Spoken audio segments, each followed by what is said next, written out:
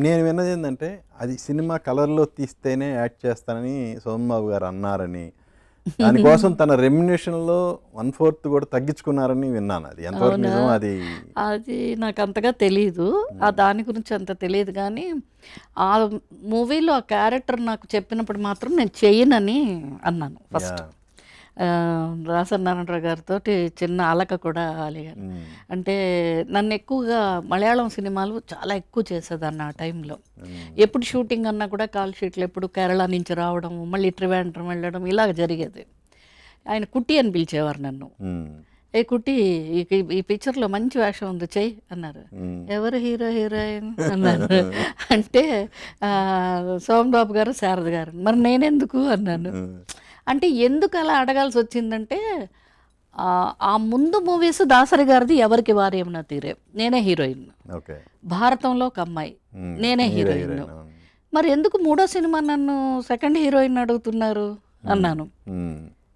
మంచి వేషం రా, చాలా మంచి కీ రోల్ సినిమాకి, హ్మ్. నువ్వు చెయ్యి బాగుంటుంది అన్నారు. హ్మ్. చెయ్యనండి అన్నాను. మీరు మూడోసారి హ్యాట్రిక్ లాగా నాకు హీరోయిన్ ఇవ్వాలి కదా, అది చెయ్యను నేను. హ్మ్. నువ్వు చెయ్యి, నువ్వు రాజబాబు మంచి రాజబాబు గారు అనగానే మళ్ళీ నాకు షాకు. అయ్యో బాబు ఇదేంటి కామెడీ రోలా ఏంటి, మళ్ళీ మళ్ళీ కామెడీ ట్రాక్లోకి వేసేస్తారంటే, చచ్చి కామెడీ కాదురా నీదే, చాలా మంచి సీన్స్ ఉంటాయి చాలా. నేను చెప్తున్నాను నువ్వు ఈ సినిమా చెయ్యి, నీకు కనీసం ఒక 2 అవార్డ్స్ అన్నా వస్తాయి హ్మ్. అంటే. నేను అనుకున్నాను ఓహో నేను చేయను అన్నానని అలా అంటున్నారు కోలు అని చెప్పి, ఇంకా పెద్ద అయిన కదా ఆయన, సరే అని చెప్పి ఇంకా కలర్ మూవీ ఇన్ని చెప్పారనమాట. హ్మ్. సరే ఆ రోజుల్లో కలర్ మూవీస్ అంటే ఒక చిన్న ఆశ. సరే చేశాను. చేసి నిజంగానే first day second day shooting చాలా ఆ, ఒక అయిష్టంతోనే వెళ్ళాను. హ్మ్. ఎందుకంటే ఎందుకు 2 సినిమాలు హీరోయిన్గా చేసి ఈ సినిమాలు అంటే ఆయన డైరెక్షన్లో ఎందుకు నాకు మళ్ళీ అని. సరే చేయగా చేయగా మంచి కోర్ట్ సీన్ ఒకటి చాలా బాగుంటుంది ప్రభాకర్ రెడ్డి గారితో, అవునవును. చాలా ఎక్సలెంట్. అంటే నా జవాబులు అలా ఉంటాయి అందులో. తర్వాత శారద గారితో ఒక సీన్ ఉంటుంది, మా ఇంటికి వస్తుంది అన్నమాట ఆవిడ. అప్పుడు నేను ఫిష్ ఏదో కూర వండుతుంటే ఆవిడ వాసన వాసన ఏమిటే నువ్వు ఏం పుట్టుక పుట్టావు ఈ కూరలు వండుతున్నావు అని అంటే, దానికి ఒక ఎక్స్ప్లెనేషన్ ఇస్తుంది ఆ అమ్మాయి. హ్మ్. ఇలాగ ఒక చాలా బ్యూటిఫుల్ సీన్స్ ఉంటాయి ఆ డైలాగ్స్ కానీ ఆ సీన్స్ కానీ ఆ కాంబినేషన్. శారద గారు ఇంకోటి నిర్మలమ్మ అందులో ఒక భలే క్యారెక్టర్ ఆవిడది.